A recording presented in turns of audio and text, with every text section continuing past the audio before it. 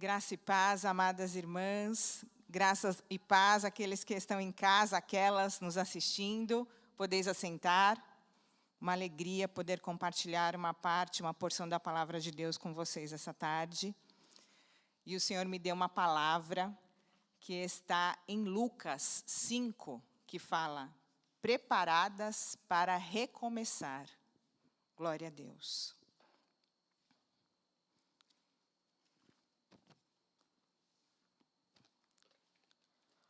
Lucas 5, eu vou ler dos versículos 1 ao 11.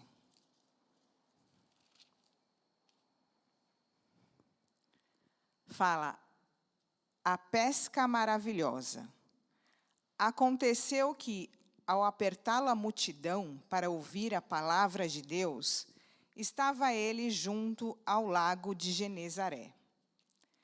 E viu 2 barcos junto à praia do lago. Mas os pescadores, havendo desembarcado, lavavam as redes. Entrando em um dos barcos, que era o de Simão, pediu-lhe que o afastasse um pouco da praia. E, assentando-se, ensinava do barco as multidões. Quando acabou de falar, disse a Simão, faze-te ao largo e lançai as vossas redes para pescar. Respondeu-lhe Simão, mestre, havendo trabalhado toda a noite, nada apanhamos, mas sob a tua palavra lançarei as redes. Isto fazendo, apanharam grande quantidade de peixes, e rompiam-se as redes. Então fizeram sinais aos companheiros do outro barco, para que fossem ajudá-los. E foram e encheram ambos os barcos, a ponto de quase irem a pique.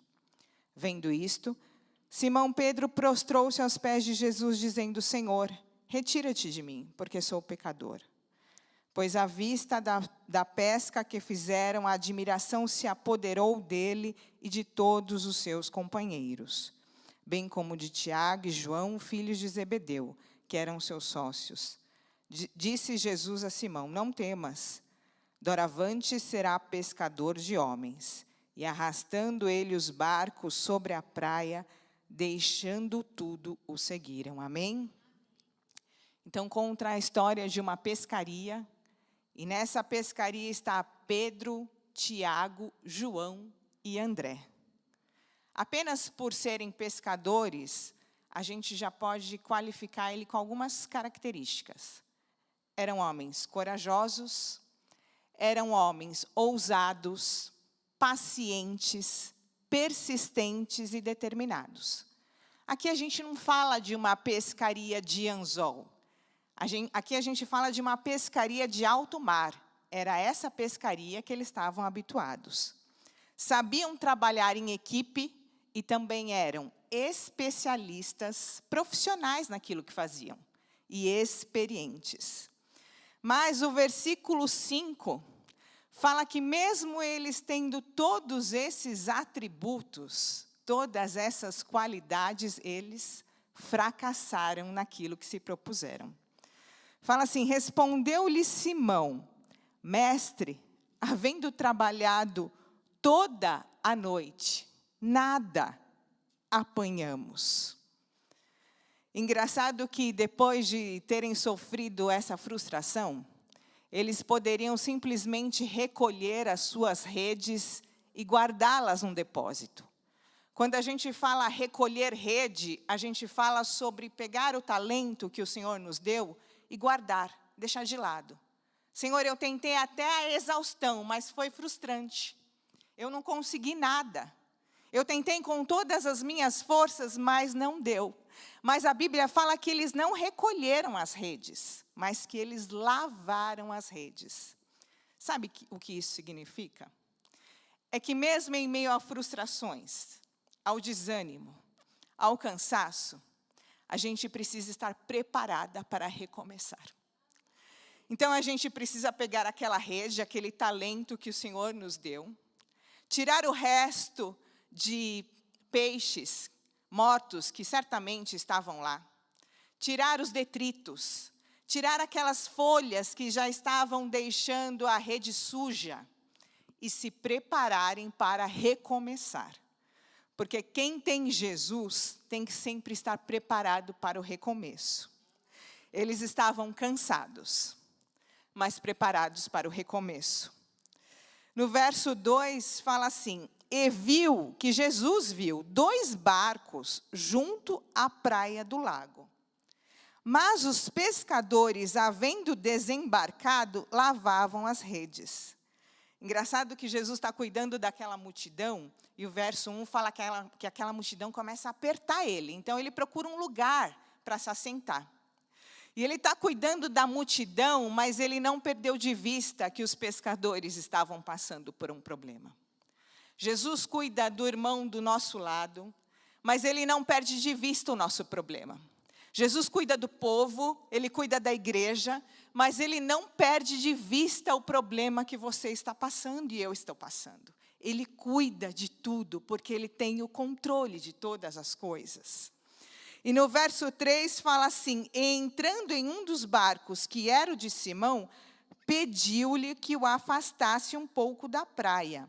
E assentando-se, ensinava no barco a multidão.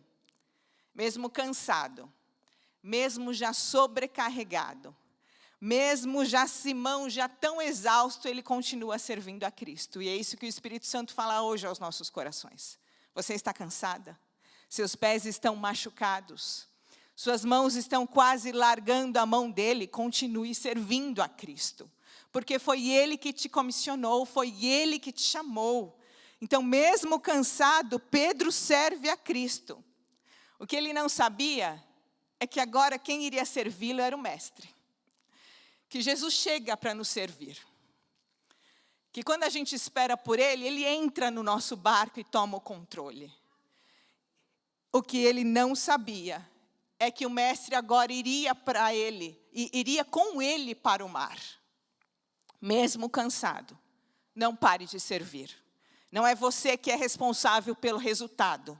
É o Mestre que te comissionou, que é responsável pelo resultado. Então, não pare.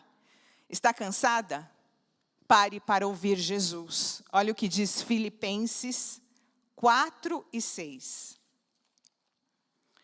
Você não precisa abrir a sua Bíblia, você pode acompanhar. Fala assim: não andeis ansiosos de coisa alguma. Em tudo, porém, sejam conhecidas diante de Deus as vossas petições pela oração e pela súplica com ação de graça. Pela oração aqui, no original, significa um pedido detalhado. Você tem contado ao Senhor com detalhe o que você precisa que Ele faça para você? Você tem contado para Ele com detalhe os seus anseios, as suas necessidades? E súplica, no original, significa um pedido de socorro. Então, nós temos que levar ao Senhor as nossas orações e as nossas súplicas. Voltando para Lucas, no versículo 4, fala assim: quando acabou de falar, disse a Simão: faze-te ao mar alto e lançai as vossas redes para pescar. Respondeu-lhe Simão: mestre, havendo trabalhado toda a noite, nada apanhamos, mas sob a tua palavra lançarei a rede. Ah, como Pedro deve ter ficado surpreso. O que Jesus era? Um carpinteiro. O que ele entendia de navegação? O que ele entendia de alto mar? O que ele entendia de uma tripulação? Era de conhecimento geral que para pescar, para fazer uma boa pescaria, deveria ser à noite, em águas mais rasas. O que Jesus fala para ele? Vai mais para o profundo. Vá para as águas mais profundas e agora de dia. Não mais à noite, agora de dia. O que Jesus pede a Pedro era totalmente contrário à lógica, à experiência, a tudo que Pedro sabia. Jesus pede o contrário, ao treinamento de Pedro.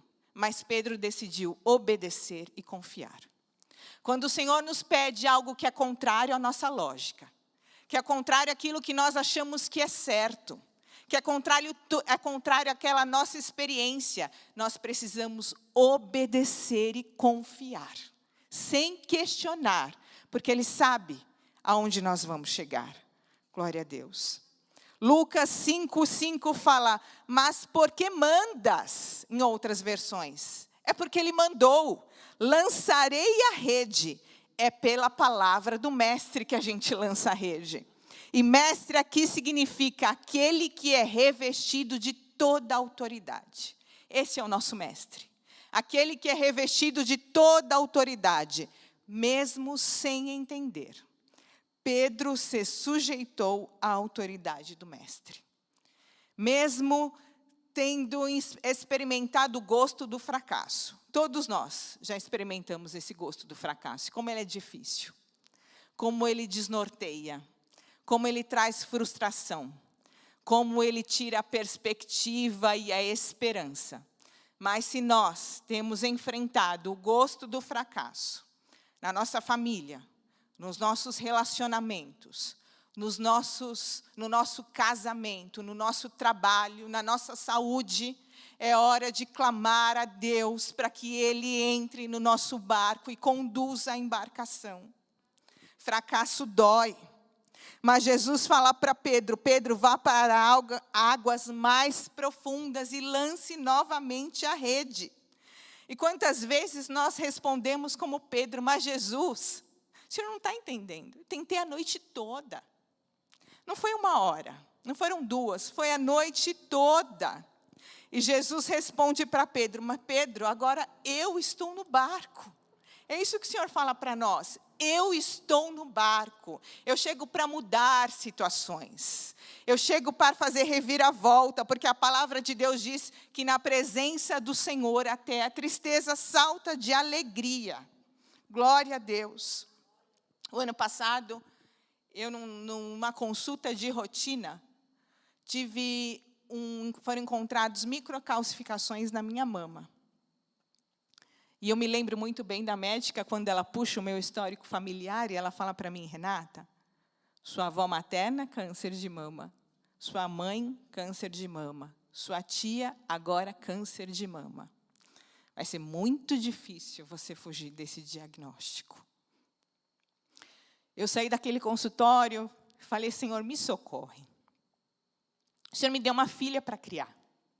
Ela é algo tão valioso e ela é um presente seu. Toma conta dessa situação. Uma tarde de sábado, eu orava no meu quarto, falando, Senhor, fala comigo. No domingo de manhã, eu entro na igreja, ainda no templo passado. Era culto de Santa Ceia. Eu falei para o meu marido naquela tarde de sábado, eu não vou escapar desse diagnóstico. A minha avó teve, a minha mãe teve, a minha tia tem. Eu não vou escapar. Eu não sou melhor que elas. Ainda falei com essas palavras. Ele falou, o Senhor tem um propósito para cada uma. E eu continuei a oração e eu falei, Senhor, fala comigo. E quando eu entrei, o pastor Hamilton pregava, ele ministrou a palavra de Deus. E no meio da pregação ele falou assim, ontem você disse, a minha avó teve câncer de mama. A minha mãe teve câncer de mama. A minha tia teve câncer de mama e eu não vou escapar desse diagnóstico. Mas o Senhor te diz que essa maldição foi quebrada quando você aceitou a Ele como Senhor e Salvador. Olha como Deus fala. Olha como Deus cuida quando nós colocamos o Senhor como piloto da nossa embarcação, mesmo cansada, mesmo frustrada, falando, Senhor, por que eu tenho que sair desse consultório médico com essa perspectiva? Mas eu coloco aos teus pés a minha vida. E é isso que o Senhor nos convida a fazer hoje. A biópsia foi mal sucedida, em razão da lesão estar num lugar muito aprofundado. E eu naquela ansiedade, a médica, mas eu já tinha essa palavra. Às vezes eu dava uma falhada, mas aquela palavra vinha, o Espírito Santo trazia. E eu falava, eu tenho certeza que a vitória é minha, em nome de Jesus. Veio a biópsia, muitas tentativas, de muitas agulhas, e não conseguiu. E a médica falou, você tem que ir para a cirurgia. E veio o laudo. E veio o laudo como benigno. Para a honra e para a glória do nome de Jesus. Poucos meses depois, Deus falou comigo de novo. Você vai passar por uma nova consulta. E você vai ver o livramento de Deus mais uma vez na sua vida. Eu falei, Senhor, de novo? Poucos meses depois, eu vou para a consulta, eu vou para o exame, e a mesma médica, e ela falou assim para mim. Eu falei, doutora, não me poupe nenhuma informação, porque eu já tinha essa palavra de Deus, que eu fui já para o exame com essa palavra. Ela falou assim para mim, Renata, tem um nódulo na sua axila esquerda. E você precisa repetir o exame daqui 6 meses. E aí eu fui para a minha oncologista, eu falei assim, eu não quero repetir o exame só daqui 6 meses. Você não pode pedir um outro exame agora? Ela falou, eu posso. A ultrassonografia, a mamografia, eu não posso pedir, mas eu posso pedir uma ressonância. Eu falei, então peça a ressonância, por favor. Ela falou, vamos pedir. Eu fiz a ressonância. E o médico que laudou a ressonância escreveu assim, o que foi laudado como um nódulo, agora é tido como um cisto. O nódulo é algo sólido. O cisto, ele é de água. Então, aquilo que veio para, mais uma vez, me derrubar, me destruir, o Senhor mudou. Porque é Ele que dá a última palavra, é Ele que entra no barco e muda. A pescaria estava frustrada, fracassada, mas quando o Senhor mudou, foi a melhor pescaria que eles tiveram. Aqui a Bíblia fala assim, mas nada aconteceu, já tentei até a exaustão. E Jesus responde, mas agora eu estou no barco.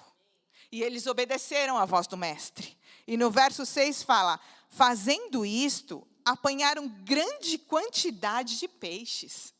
E rompia-lhe as redes.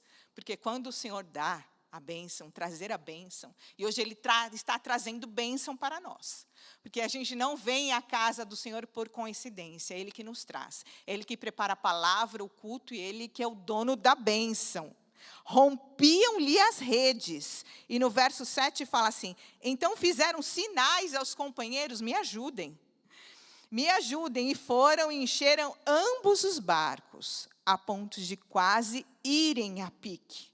Pedro e André chamam os companheiros, porque quando a bênção chega na nossa vida, a gente compartilha da bênção que o Senhor nos dá. Todos vão saber da vitória que o Senhor trará na sua vida, porque Ele vai te dar para compartilhar. Não somos reservatórios de bênção. Não fique com a bênção do Senhor só para você. Somos canais. Através da nossa vida, outras vidas são alcançadas e abençoadas. Precisamos compartilhar aquilo que Ele nos deu por sua graça. Amém? Fique com essa palavra em nome de Jesus, que o Espírito Santo possa falar mais alto ao seu coração. E eu agradeço essa rica oportunidade no nome de Jesus. Amém? Glória a Jesus.